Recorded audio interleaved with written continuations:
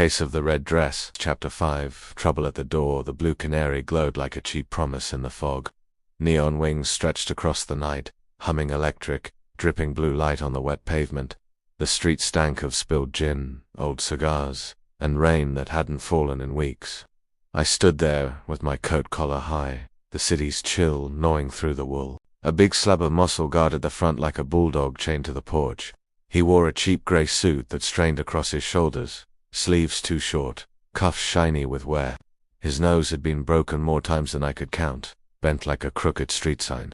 Eyes small, mean, and watchful sat above a grin that had no humor in it. He shifted his stance when I came close, boots squeaking against the slick sidewalk.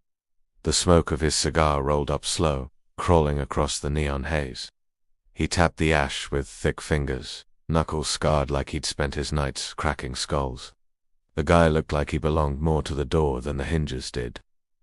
"Evening, Seamus," he drawled, voice deep and flat. His gaze slid over me, taking in the hat, the coat, the bulge of iron under the flap. "You don't look like the kind of fella who comes for music."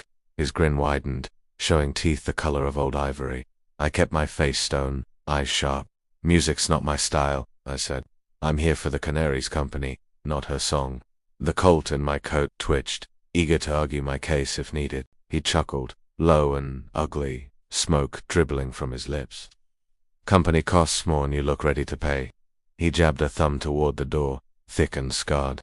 "And we're close to Gumshoes, in case you missed the sign." I caught his jacket straining at the seams, pockets bulging with the shape of brass knuckles.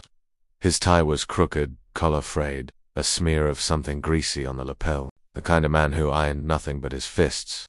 He leaned closer, and I caught the stink of garlic and cheap hoach. "Step aside, pal," I said, voice cool. "I've got business inside, and I don't take kindly to delays." My hand shifted, just enough to show him the outline of the colt. His eyes narrowed, lips curling slow into a sneer. "Don't try it," he growled, shoulders squaring like a boxer before the bell. "You'd never make it past me, not with a piece, not with two." The neon light burned across his face, painting the scars in hard relief. He wanted a fight bad enough to taste it. Behind the glass door, shadows moved, music bleeding out, soft and low. The brassy notes of a trumpet mixed with the clink of glasses. Laughter spilled through the cracks, sharp and careless. Life went on inside while death stood waiting on the sidewalk. The bouncer spat into the gutter, cigar clenched tight. "Turn around, Gumshoe," he said, voice grinding like gravel. "Try your luck somewhere else, before luck tries you first."